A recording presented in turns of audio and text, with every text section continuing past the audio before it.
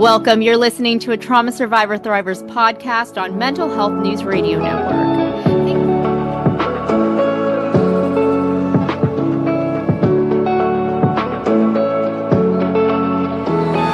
Thank you so much for joining us. I'm Lorilee Binstock, host of a Trauma Survivor Thrivers podcast on Mental Health News Radio Network and anywhere you get your podcasts. Today, my guest is writer, activist, and survivor Patrice Griffin, who recently settled a civil case against former Quad Recording Studios owner Luis Gonzalez and the studio itself following years of abuse she endured as a teenager at the hands of the members of the Black Watch movement, including Jason Brother J. Hunter of the rap group X-Clan. Patrice is also the author of The Unconscious Community, where she details that experience. Patrice's story is one of unimaginable trauma, but it's also one of resilience, courage, and purpose. She has dedicated her life to supporting other survivors, founding the nonprofit Patrice's Kids, advocating for legislative change through New York's Child Victims Act, and using her voice to make sure no child feels unseen or unheard. Gentle content warning before we begin. Today's discussion will include topics of child sexual abuse and trauma, so please take care of yourself while you listen. Patrice, thank you so much for joining me. I don't know if people haven't listened to the podcast throughout, Patrice joined me my first season when I just started out, and I am so grateful to have her back on today. I'm so excited to be here today. Again, like you said, I was here for the very first season, so that was pretty exciting. And I got to talk to you about a couple of things, really some really important topics, obviously related to my case and things like that. So I'm super happy to come here and share the news with you guys. So thank you so much for having me once again. Thank you so much. Well, why don't you go ahead and tell us about the new news that we're here to talk about? Okay, so as you already know, I went through horrific child sexual abuse from the age of 8 to about 18, and I was involved with an organization called the Black Watch movement, also related to a rap group called X-Clan, and they were sexually abusing me from age 14 to 18 until I was able to escape. So many years had passed, and because of statute of limitations, I didn't know that I had an opportunity to seek any form of justice. But back in 2019, I worked with a gentleman named Gary Greenberg, and Gary Greenberg introduced me to something called the Child Victims Act. So we worked on that bill to try to help survivors, who are my age and older, who weren't able to get the justice that they so desperately needed due to statute of limitations. So we got the law passed. It was signed by the governor at the time, Governor Cuomo. And we were able to get that passed. So now we were able to move forward with our Supreme Court cases. I actually had 3. So one was for the recording studio, one was for the owner, Gonzalez, and the other one for Jason Hunter. I was able to win all 3 of my cases. So I'm really happy that I was able to get that done. So Jason Hunter, I got a default judgment because he refused to show up in court, though he was served on numerous occasions. The other 2 cases, they were settled out of court.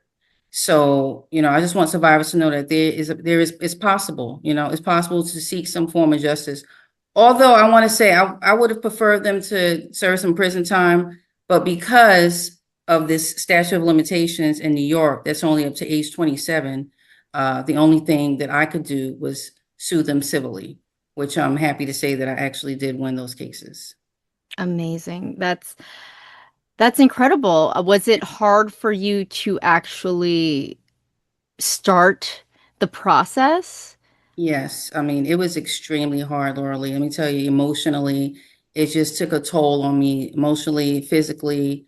It's 5 long years. That's the journey. That's how long it took for me to find an attorney, to get, all the documents together, medical records, all the things, people who will be willing to talk on my behalf. I mean, I just got to tell you, it was not easy at all. A lot of tears, a lot of stress, a lot of depression, a lot of anxiety, having to relive those traumatic moments over and over with different attorneys, and then having to talk about it again with the case. So it was definitely something that I would never wish on anyone, So it's like being traumatized all over again.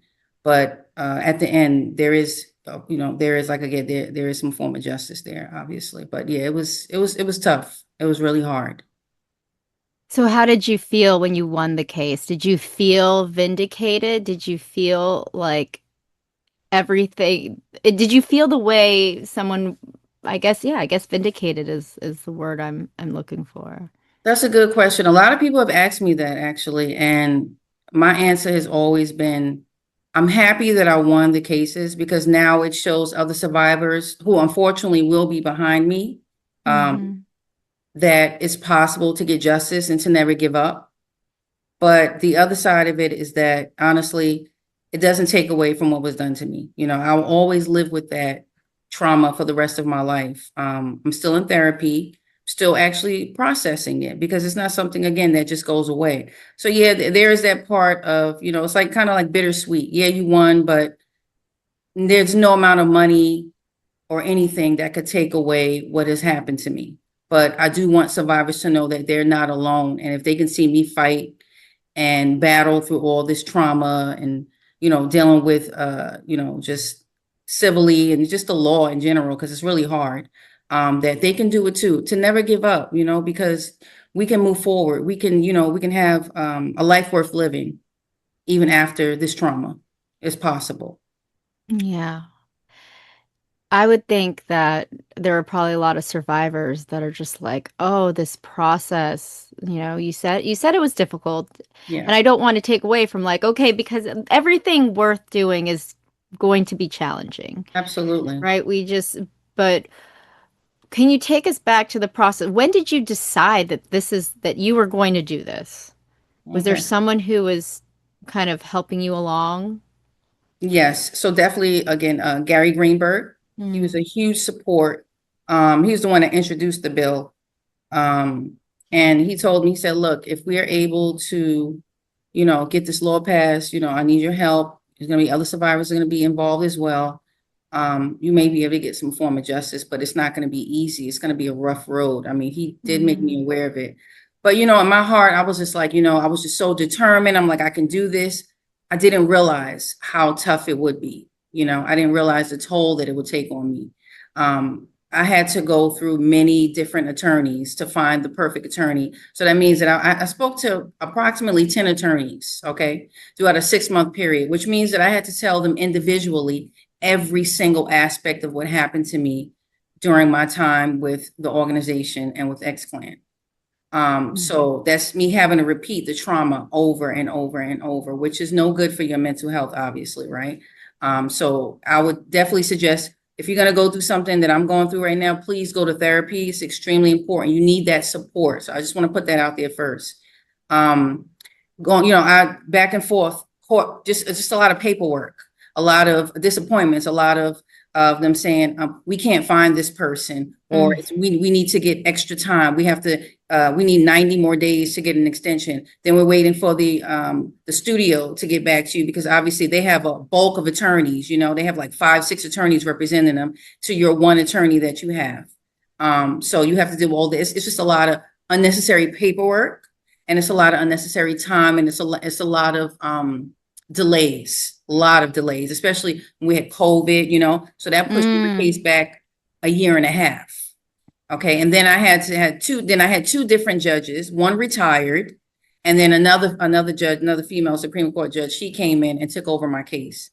And then they wanted me to, after I won the 2 civil suits, the first suit, which was with the studio, and then the other one with the owner of the studio. When I won those 2 cases, they still wanted me to wait. I had to wait until those were done to get to Jason Hunter, then have an inquest, which I'm actually about to have an inquest soon, finally with the judge, and she'll determine what the damages should be for the situation that I went through with ex-client. So it's, you know, it's still a process. So It's yeah, it still a was it was process. difficult. Yeah. Yeah. Was this done pro bono? Was there how did or did you have to pay for the legal fees and all of those things to get this moving? No, so the good thing about that is that it's what you call a injury attorney, okay? Mm. And with the injury attorney, you don't pay them upfront. You actually wait until, you know, it's all over And then if you win, then they get something from it. And then, you pay your portion. But if you don't, then obviously, you move on and try to find another attorney. So it's just an injury attorney. It's not like Ah. anything like a special attorney for civil, for these types of cases. So yeah. Oh, interesting. Yeah, I guess I just didn't know that. And maybe that's Yeah. just my ignorance there, that there's injury attorneys who handle like assault and abuse cases, I Yeah. guess. I Yeah. get, wow. Yeah, I didn't know that either. I was very like, okay, because I was like, well, how much is this going to cost me? And he was like, you don't pay anything out of pocket. We take the case if they only take the case if they believe you will win, and that's pretty much Hmm. how it works. Yeah, Amazing. yeah. And I love that you were talking about, have a mental professional on your side during something like this. I mean, for experiencing so much abuse that you have had experience in your childhood, I 100% feel that you should have some sort of mental health professional on your side. But what has been, the most powerful tools or moments in your healing journey that helped you get to this point? So individual therapy, obviously. I went through trauma therapy and Hmm. something called dialectical behavior therapy, which has been great. And so it's like a group therapy setting obviously, I'm a veteran, so it's at the Veterans Hospital. And we basically deal with life skills. So a lot of times when people like myself, who deal with, child sexual abuse, including borderline personality disorder due to trauma, Hmm. we have a tendency to beat up on ourselves a lot, not give ourselves any grace, any credit for the hard work that's taken us to where we are right now. Even like with my book and things like that, I still didn't feel accomplished, even with, doing all the things that I do in the community with the children. I still wasn't feeling accomplished. And through therapy, it's helped me to feel like, you know what, you're doing the best that you can. You're doing a lot of things that a lot of people wish that they could do. A lot of people wish that they could have spoken up for themselves. So try to work on, showing yourself a little bit more grace, a little bit more love. So it's like you have to reparent yourself. So I had to do the things for myself as an adult that I did not receive as a child, like that love, that attention, that validation that I did not receive. I had to create all those things and do that for myself. So I've been learning to do that in therapy, and it's been really helpful. It's not perfect, right? So Hmm. it's always, a process, but it's definitely helped me and it's truly saved my life. Oh, amazing. I'm curious to know, the P Diddy case Mhm. is, I get he's been sentenced, I believe, 4 years. Is that? Yeah. Yeah, yeah. Mhm. That just for as someone who has been the victim of childhood sexual abuse, Mhm. I obviously was appalled. I don't know how everyone else in the community that community feel about that sentencing. What are your thoughts about that? Well, it makes me think about how survivors never want to speak up, right? Because they never feel like they'll get the justice they deserve, or they feel like they won't be believed or heard. And I think that even though, so this was another bill, I'll actually bring that up. This was another bill that came into play called the Adult Survivors Bill. I Mm. also was an avid supporter of that as well. And that's how the singer Cassie was able to get her civil suit through to that bill, right? So Oh, that was wow. helpful financially. But again, financially, it doesn't take away the pain. So I think that with a lot of survivors, they feel like, why am I speaking up? Why am I saying anything? This guy only got 4 years, you know? If I mean, if I was in their shoes, I would be extremely disappointed because now this man is going to be back on the street. 4 years of prison is not going to completely change who you are. If you're a predator, you're a predator. I mean, that's my belief. I Hmm. don't believe that these people change. I think they just switch up their coats, and make it seem like they're this changed person when they're really not. I don't see how a predator or a pedophile can just change their life and say, you know what, I'm not going to abuse children anymore. I'm not going to do this anymore. And so for me, it really is heartbreaking for me to see that these survivors, people like Cassie especially, had to go through all that trauma. I mean, he just beat her senselessly, and he's only gotten 4 years, and he had to pay her some money. For me, that's not a form of justice. That's a slap on the wrist and saying, bad kid, don't do that anymore. It's like disciplining your child. You pop them on the hand, you say, hey, don't do that anymore. The oven is hot, don't touch it. Right. So you give Mm. them a warning. But this is like a whole nother level. This is like a slap on the wrist for someone who could have seriously killed someone, Yeah. who has destroyed other women's lives, who destroys men's lives, who has threatened them. So yeah, it's just our laws have not caught up to the type of abuse that we go through on a daily basis. And I just think that, it's not fair. And yeah, it's pretty horrific. If you ask me, it's pretty horrific that he only got 4 years. I'm just astonished. Yes, Really I astonished. didn't even want to read the article when I saw that was like the headline. I was like, nope, I don't, I'm not okay with this. Right. And do you think that judges need to also understand when doling out these kind of type of sentences, like do you feel that a lot of judges don't understand the ramifications of abuse and what people go through? It's lifelong. It's Right. lifelong recovery. And that is so frustrating to me. And I'm just curious, since you've been in the justice system, do you feel that um that judges don't necessarily understand, or they should be trained to understand trauma informed, you know, justice, I would say. Well, I think from human to human, right? That should just be it right there, right? If it was your child who was harmed in any capacity, if your child was sexually abused or anything like that, I think they should put themselves in it. How would that make you feel? Would that Mm-hmm. make you want to seek justice? Would that make you want them to get the maximum penalty that they can possibly get? Would that make you want to put this person, this male or female, whoever it may be, on the child sexual registry for the rest of their lives instead of 10 to 15 years, and then they can get away with it and do it again? Mm. So, and I think it's important that, when they pass off these judgments to these individuals who are harming children, that they send a clear message that this will not be accepted. If you harm a child, you will not see the light of day. I think that's the clear message that needs to be shown. And I think especially even in the music industry, because that's where I'm coming from with my abuse, the music industry, they don't talk about it. They kind of like just brush it off to the side. So no one actually takes it serious. I was blessed enough to have Rolling Stone do an article just recently. I'm not sure if you saw it, I did. It was, about, the I'll link to situation. it. Yeah, about the situation that happened, and to bring awareness. I think that's what it is. If people are more aware of what's going on, as opposed to saying, oh, you can get over it. They don't realize, like you said, the ramifications, the trauma, the PTSD, the depression that comes along with all of that abuse. Then maybe they would think a little bit deeper. But the problem, and now this is a little bit heavy, but the problem is that some of the judges, as we've been seeing recently in the news, are child sexual abuse abusers. So Hmm. it's been pretty insane. Yeah. Wow. Wow.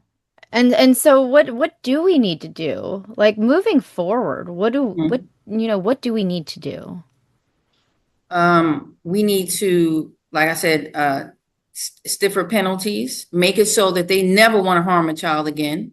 Mm-hmm. Keep them in jail for the rest of their lives, because I feel like once a child abuser, always a child abuser. There's no medicine, there's no quick drug that's going to make them change who they are. You do it because you want to do it. Nobody's forcing you to harm a child. It is done with intent, and it's done with malice. Mm. And it's just like if you take someone's life, that's what it feels like. Child sexual abuse, and I'll put it in these, it might be a little heavy, but it feels like murder, right? Yeah. You're taking something from me that I will never be able to get back, ever. You took my childhood away from me. You took my innocence away from me. So now that's completely done. Now I have to go now and rebuild my life and try to make a life worth living. I now have to, process all of the trauma. And that part of that child is dead. That child is no more. That child does not exist. And so for me, it's like, yeah, it's like a murder. Yeah. I mean, and most of these people who have experienced childhood sexual abuse, Mhm. I mean, they're extremely suicidal throughout their whole life until Yeah. they get the help they need. And at that point, Mhm. where are they? And it costs a lot of money to get help care.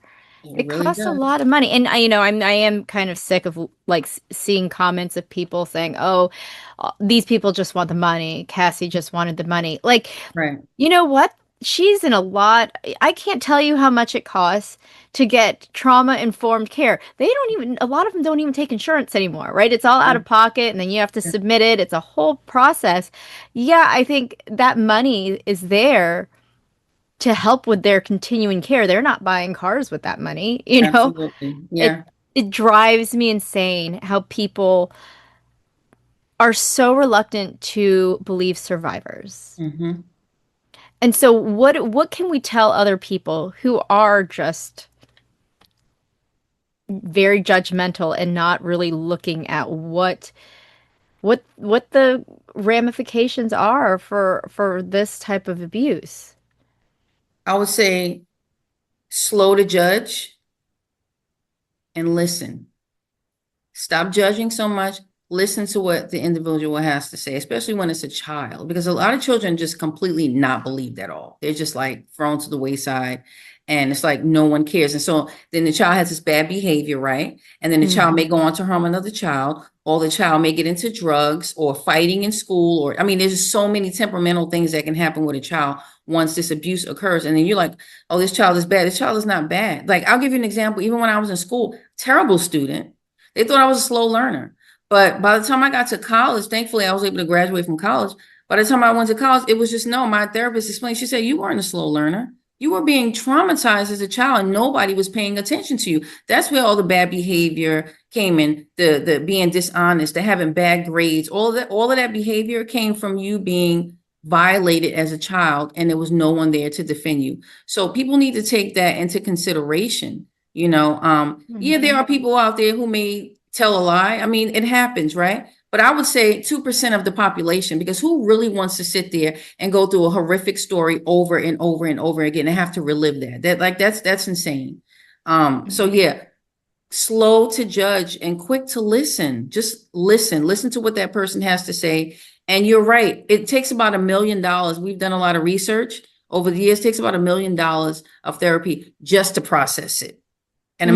imagine having to go through it from a child all the way as an adult. I'm at my age now, I'm not going to give my age, but I'm up there, No. and I'm still processing what happened to me. I'm still in therapy at the VA every single week, like clockwork, processing how to continue to love myself, how to appreciate myself, how to, wake up in the morning and say, you're a good person. It's not your fault that it happened. That you're no different from anyone else, things like that. So it's tough. It's tough. So just listen and stop judging so much, because it could be somebody that you love. And would you Mhm. want someone to treat them like that?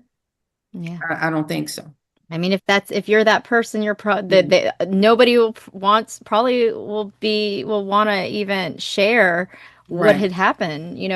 That's why being open and like you said, for me as well, growing up, I mean, I was the bad student. I was the Mhm. student that couldn't focus. They thought I had ADHD. They put me on Right. medications.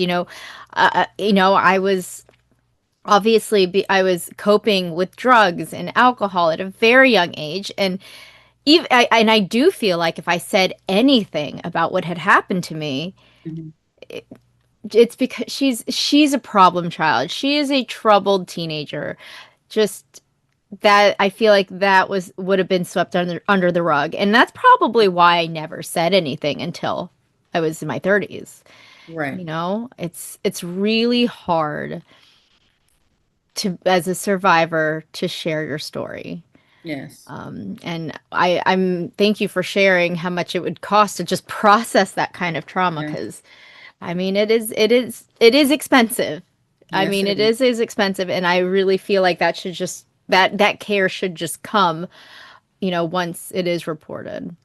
Absolutely. I mean, statistically, it shows that children who are, survivors, they don't speak up until they're in their late 30s, early 40s. So they have to Hmm. go through all of those years holding on to all that trauma. And you can't even imagine what it does to a child's mind. They have to Yeah. find a way to protect themselves, however they may be. Your brain goes into protection mode, and then just all of this behavior, just drug, like you said, drug addiction, bad behavior, just all of these things. They have to. I mean, these are children. They've only been on the planet for a few years. They know nothing about life. They don't Hmm. understand what happened to them. So yeah, it's a mess. Ugh. Well, you founded Yeah. Patrice's Kids to support children in underserved, communities. And let's obviously you were inspired by your own personal story, but what kind of impact have you seen so far, and what do you hope to accomplish in the future moving forward? Well, I guess my goal with Patrice's Kids is to continue to educate. Mm. I offer free trainings on my website where other places you have to pay. So you can just go on my website and there's like about 8 trainings there. And you can complete them, get a certification. And once you get your certification, you go out and teach other people what you've learned, So it's like a each one, teach one kind of situation. It takes a village, and I know it's very cliche, but it's so true. It does take a So village, true. So I share information with you, you pass it along to other people for information, and they share it with their kids. And if everyone in the community is looking out for one another, then we can recognize the signs, right? We can see what's going on. We can recognize this child's not doesn't just have bad behavior. What's going on at home? Is someone harming them? Let's Mm. talk about it. If that's the case, let's get to the root of the issue. Let's get them in therapy. We have to support each other. Also, when I hold my events, for kids in foster care and underserved communities, I want them to know that, they're loved, they're seen, and that's something that I wasn't getting as a child. I felt so unseen. I felt so unheard. I didn't think anyone really cared about me.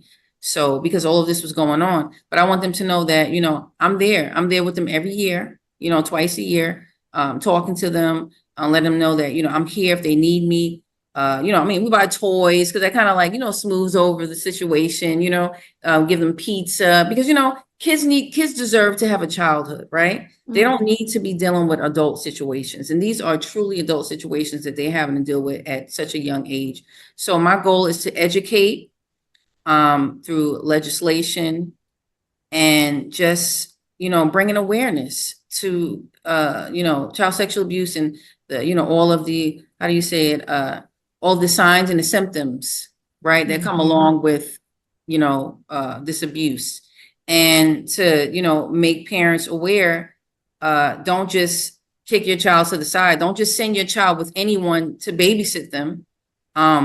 Do a major background check on this person. Make sure you know who this person is. Don't just because you have something to do quickly, oh, they can just stay with the neighbor. You don't know who that neighbor truly is. You don't know what Mm. people's true when their true intentions are. You have to be very, very careful with your kids because there's nothing more important on this planet than the love and protection of all of our children. Nothing. Yeah. Well, something that has always stuck with me from our first interview from the first season was when you told me about the person who took you in, who believed you, and that kind of started you on that journey. And now I feel like you're that person, and Yeah. it's just so beautiful. It like makes me want to tear up, and like ever since then, every time I talk to people, I've realized that the like thread through everyone's healing journey as a survivor is Mhm. there was one person who was there to who believed them and who Yes. wanted to help them. Yes. And I'm actually still in contact with him. I have to give him a shout out. Winston Chapman. He was my social Mm. worker who helped me get off the streets. And he also was willing to give his statement for my case as well. He's been in my life. He's like a dad to me. Mm. I appreciate him so much. I love him so much. And, I look forward to, many more years of having him as a father. Yeah. Well, mentors are so important, and Yeah. that is has definitely been the thread. Yeah. Um, and finally, after everything you've endured and accomplished, when you think about the phrase trauma survivor thriver, I mean, I could tell you what I Mhm. see when I look at you because it's Okay. purely a trauma survivor. You're thriving, in my opinion. But what does thriving look like for you today after all of this? Thriving looks like waking up in the morning with a smile on my face after all of the trauma that I've experienced. Thriving looks like going out in the world, experiencing life, helping others, bringing awareness, continually to work on loving myself, just doing all that I can to be a better person every single day. That's what it looks like to me. And I think you are definitely thriving in my opinion. I Thank love, you. love, love seeing I'll put your Instagram stuff up, but it's Okay. wonderful seeing how you're thriving. I'm like, oh gosh, it's just, it really puts a big smile on my face when I I'm see so it. grateful to you because we've been through, I mean, me and you have been in this since the very beginning, I- So, I mean, you met me when I first started my book and, when I first came out with my story and before the case even began, you gave me an opportunity to come on the show and tell my story. So I'm truly grateful for you for that. So that's why I definitely wanted you to be the person that I brought the news to when I let Mm. you know that I, was able to complete my cases. So I'm very grateful to you. Thank you so much, Lorilee. Oh my goodness. Thank you so much, Patrice. Is there anything else you'd like to add? Um, Pay attention to your children. Again, there's nothing more than the love and protection of your kids. And for survivors, you can get through this. This may sound a little awkward, but working out has really helped me. I Oh box yeah. a lot. I box, I play tennis and golf.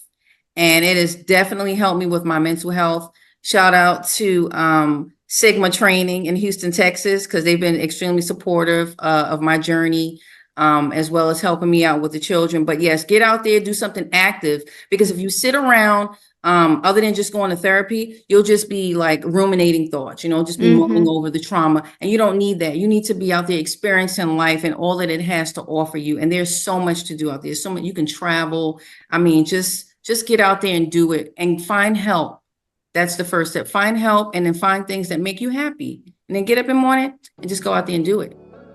Oh, thank you so much. I love that. Yes, move your body. That is, be Yes. in your body, not in your head. Yes. Yeah, right. Absolutely. I love that. Be in your body, not in your head. Yes. Thank you. That was Patrice Griffin, author of The Unconscious Community and founder of Patrice's Kids. To learn more about Patrice and to purchase her book, you can find the links below in the show notes. You can also watch this episode on YouTube if you're listening. Don't forget, you can check out traumasurvivorthriver.com to listen to past episodes, including my first episode with Patrice in season 1. And you can also access the latest issue of Authentic Insider magazine, where you'll find powerful stories from survivors and thrivers. You've been listening to a Trauma Survivor Thrivers podcast on Mental Health News Radio Network. I'm Lorilee Binstock. Thank you so much for being a part of the conversation. Take care.